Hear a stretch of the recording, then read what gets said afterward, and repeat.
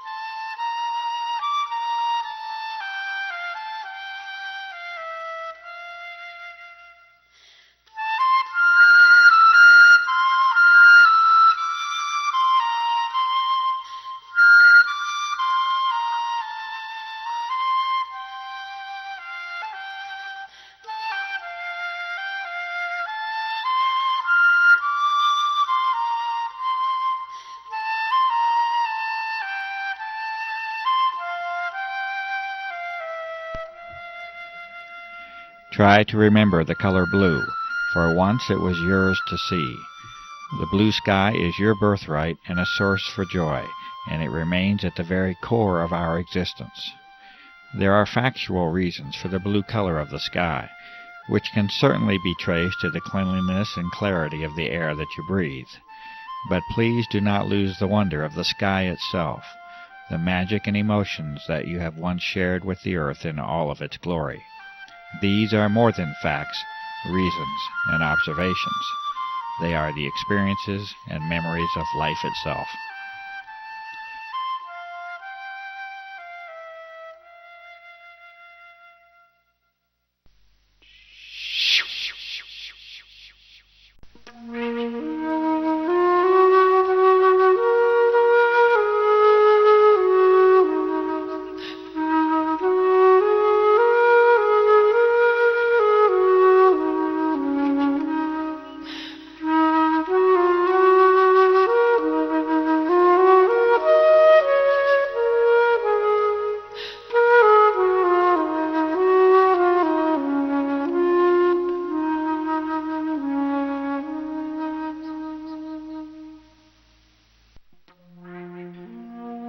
You can no longer see blue now, at least not in the same way that many of us know and remember.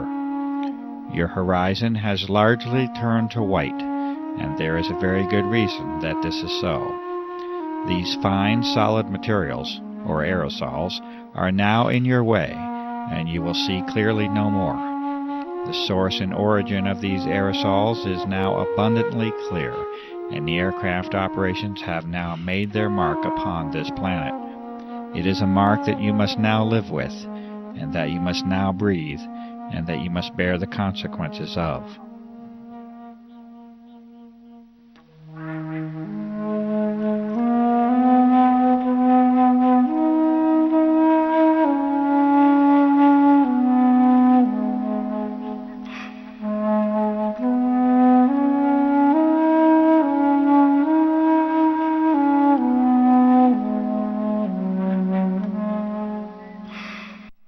That is, unless we all become aware of the level of damage that has already been done, and unless we act together to reclaim our planet and its atmosphere. These images were taken in what was once one of the cleanest locations on the Earth, and that is the high desert of the Southwest. You may now see for yourself the daily reality of your existence, and it is a sad change that we have allowed to occur. Please, remember the color blue.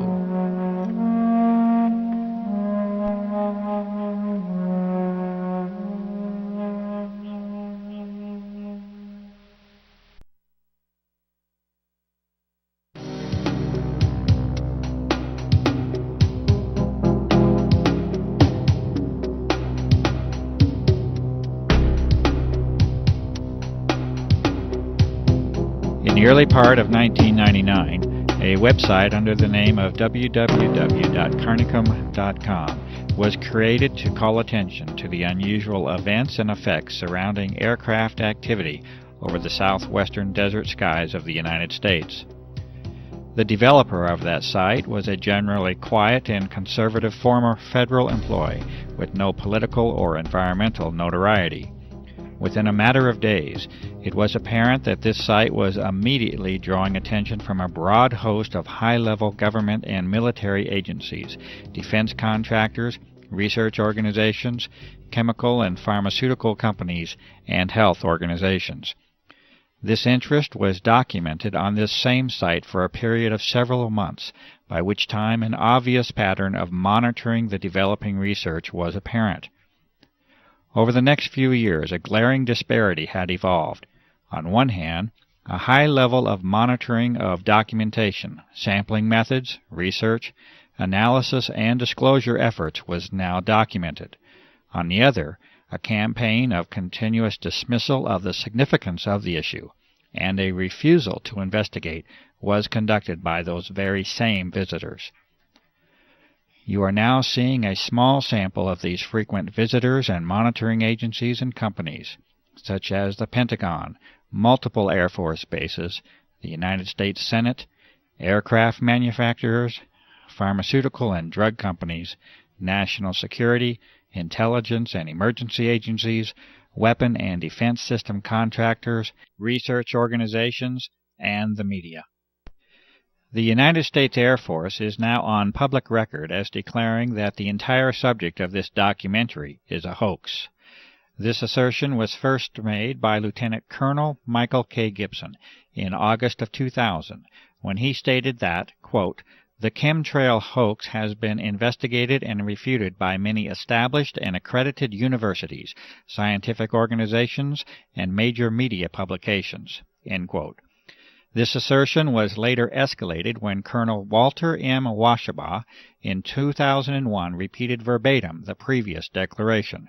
Colonel Washabaugh also did not opt to provide the detailed list of the refuting parties.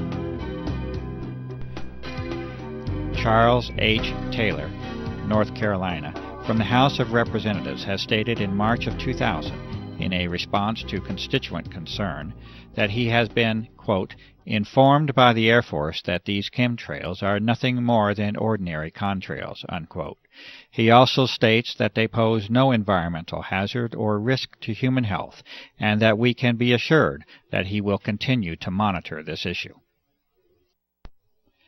Harold Halsness, from the Office of Secretary of Defense, and in response to a direct inquiry to former President of the United States, William Jefferson Clinton, in January of 2000, states that he is familiar with some of the reports on this issue, but that he finds them unsubstantiated by the facts.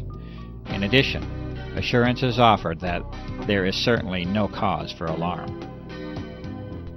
In the first of many responses from the United States Environmental Protection Agency, under the directive of Carol M. Browner, Administrator, it is acknowledged in December of 1999 that citizen concern is focused on whether or not aircraft may be involved in operations that release chemical or biological substances. The EPA responds that they are, quote, "unaware," unquote, of any such applications by such aircraft. In January of 2000,